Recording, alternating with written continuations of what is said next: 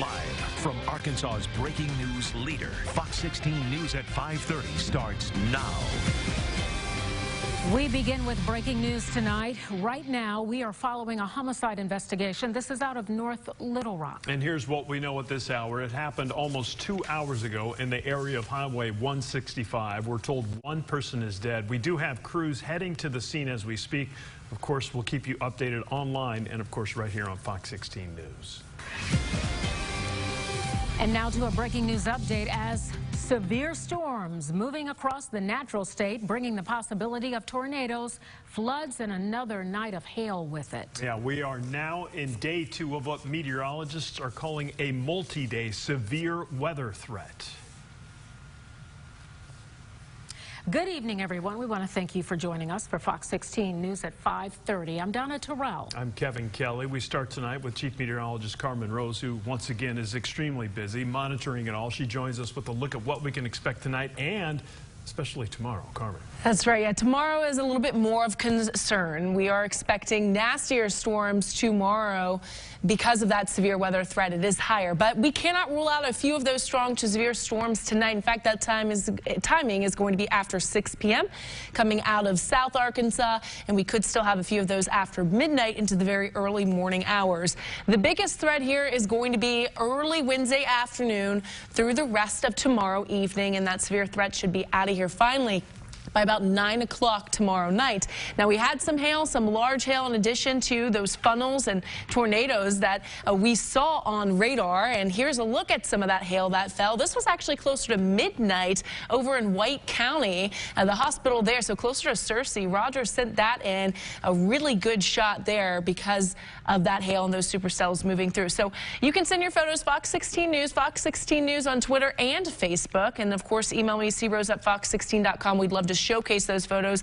Those help us as meteorologists to tell what's going on the ground. Now, temperatures, they certainly are warm out there. We are very humid. The only storms that we are noticing are toward our south with a little bit of lightning toward southeast and southwest Arkansas, but nothing severe there. The biggest risk with these storms, that is going to be wind and hail, but not as big of a risk as what we are anticipating for tomorrow. We'll get more into all of that in a few more minutes. Donna. All right.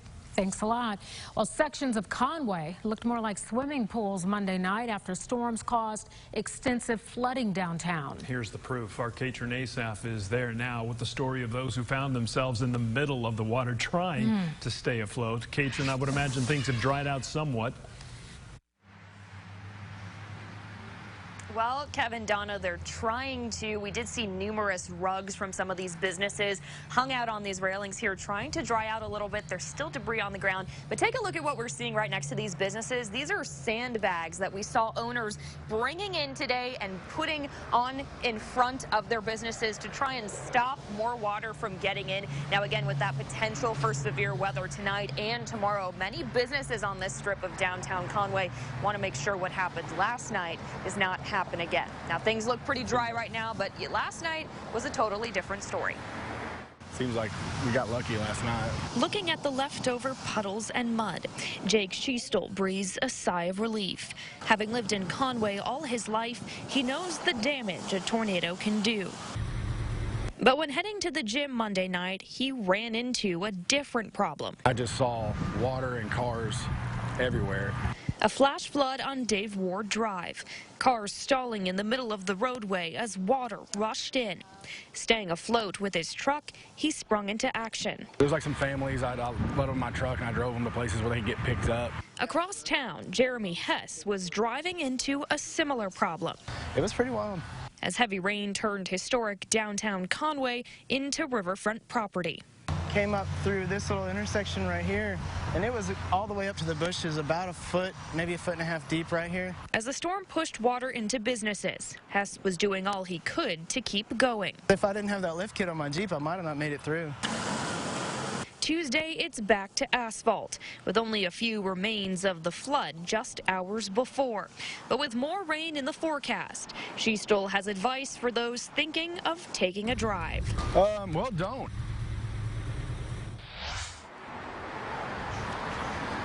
Well, don't. That's the best advice. And a representative from the city of Conway did tell me that they do have barricades in place to try and block this roadway off. So in case we do get flooding again, cars won't be able to get through here like they did last night. Of course, there's also going to be more of these sandbags available for businesses and people in this area if they want to try and protect their homes. Now, while Conway is pretty used to flooding, this was kind of a unique event. I'm told that it happened start to finish in just about 20 minutes. Reporting in Conway, Katrin Asaf, back to you. Impressive video. Yeah. The severe weather that hit Conway last night left not only people without power, but also some pretty devastating damage. Sure did. Our Troy Lynch also live in Conway tonight. Troy, I guess I'm just wondering, how are people faring after all of this?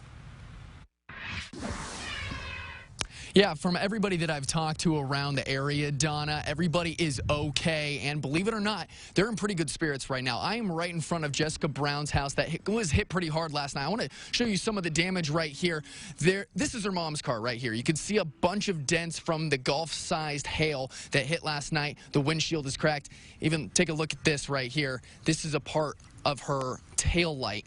And then you can see right over there, the gutter is even hanging off of the edge based off of all the severe weather that happened last night. So what they're going to do now is that Jessica's going to take her and her family to her mother-in-law's house, which is in Little Rock, until the severe weather is over. Jessica's lived in Arkansas all of her life, all 30 years, but she says she's never experienced anything like she experienced Monday night. Those two windows that blew in, like, completely broke. You can see, and it was just white hail, and it was absolutely rotational. Jessica and her husband have 2 kids right now, ages 4 and 2, and they also have a 3rd one on the way. But it was such a scary sight for Jessica and her 2 kids and her mom last night that they all huddled in a hallway just trying to take shelter until the severe weather passed. Luckily it did, and everybody is okay. But like I said, they're going to go to her mother-in-law's house until all of this passes by. But we're going to have more on this story tonight at 9, so make sure you tune into that. Live here in Conway, Troy Lynch, back to you. All right, Troy, thank you. Now, the area of biggest concern for meteorologists last night was the path from Mayflower to Jacksonville. You'll remember this was the storm that set off that emergency tornado alert.